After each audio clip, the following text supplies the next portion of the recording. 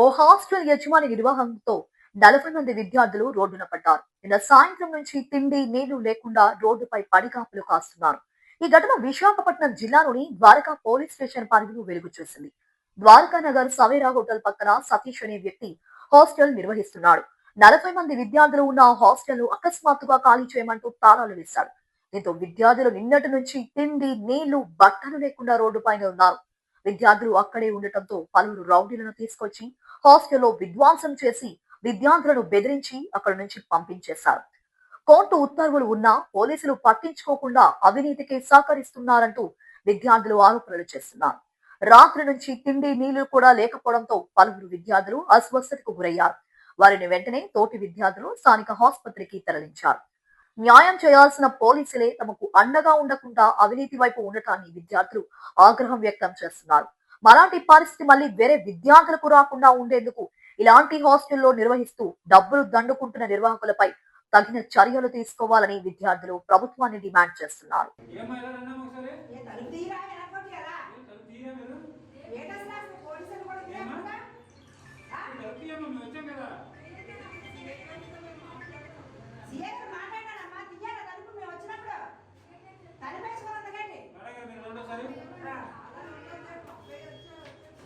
Phone చేసి వాళ్ళకి ఇవ్వండి అమ్మా.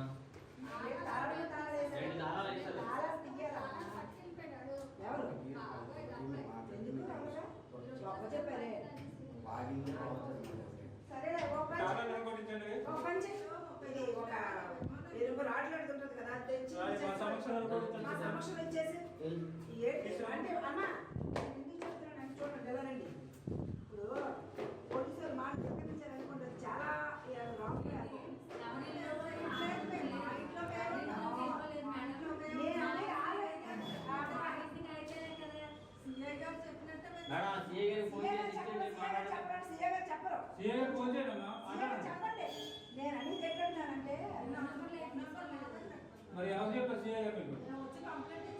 ఏమన్నా చేశారండి మరి ఏమన్నా మీరు తాళాలు దిగిపోయి పోలీస్ స్టేషన్కి రాపోయి మేడం ఎదురుగా మాట్లాడలేదమ్మా. మీ ఇల్లు ఇప్పుడు ఎక్కడికి ఎక్కడో కదా ఉన్నారు, మీరు అతికించారు కదా.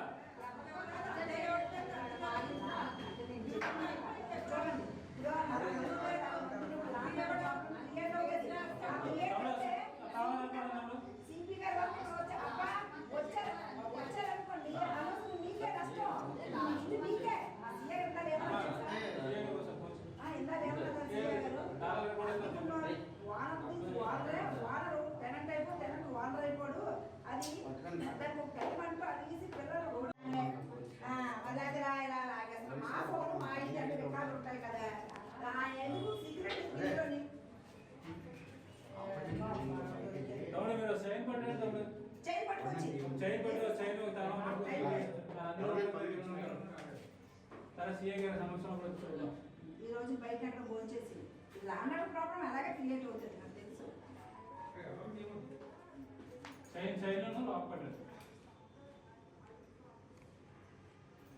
పైన ఉంటారు మంచిలో చల్లగా ఉంటారు.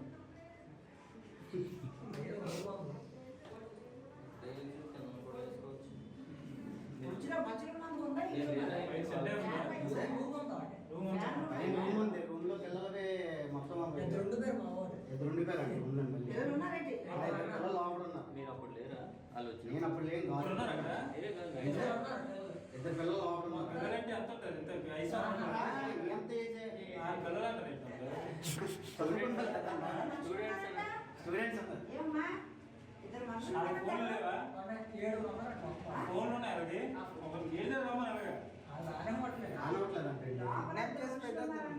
పిల్లలు చెప్తున్నారు. ఏమా పైన కిడ్నాప్ చేస్తారండి మీరు? ఇద్దరు నుంచి హాస్టల్ చేశారు.